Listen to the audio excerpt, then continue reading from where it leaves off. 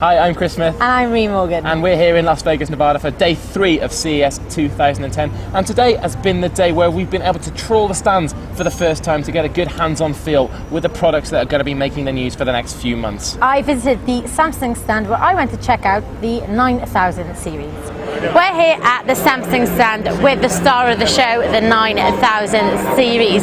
Not only is this a mere 0.3 inches in thickness, it also has a 3D LED internet TV and a pretty funky touch remote. It'll be available in the UK in 46 and 55 inch and expect to see it in the shops this summer. Yep, I think you're right there, Ree. That TV does look really impressive. But next up for me was a trip to the Motorola stand to check out their latest Android phone, the Backflip. Next up in the roundup, we have got the Motorola Backflip, which is another Android phone from Motorola and another massive step in the right direction in their renaissance, really. You can see it here. You've got the screen.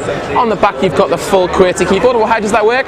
Just flip it up like so. Another really cool innovation that they've got on this phone is if I were to open the browser, there you go, we've got the Motorola homepage going there, and you can use this little trackpad at the back here that they call the Backtrack to scroll up and down the web page across, so you don't ever have to touch the screen. As I mentioned, it runs on Android and it has the Moto Blur social networking service, which brings all of your information into the homepage. It really is another great step in the right direction from Motorola. This is the Motorola Backflip. Yeah, it's nice to see Motorola making a bit of a comeback, and I do love that flipping action. Next, I went to the Sony stand to see their personal internet viewer called the Dash.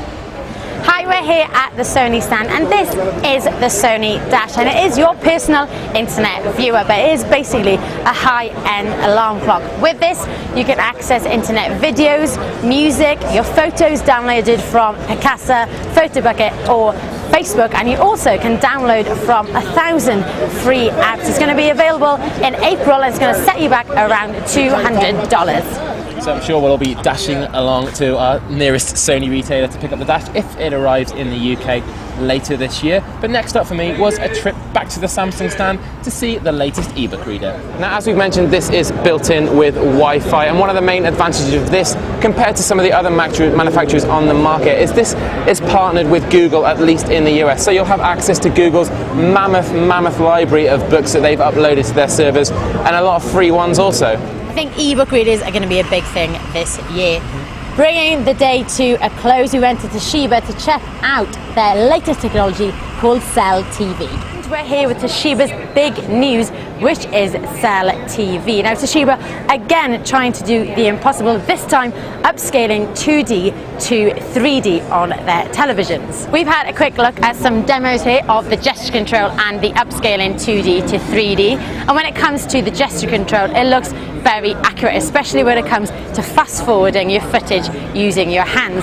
When it comes to the 2D to 3D, here obviously the demos are set up to look fantastic, and they do, but it still remains whether when you're looking at your bog standard footage at home, whether the quality is going to be as good, especially when it comes to looking at fast moving footage.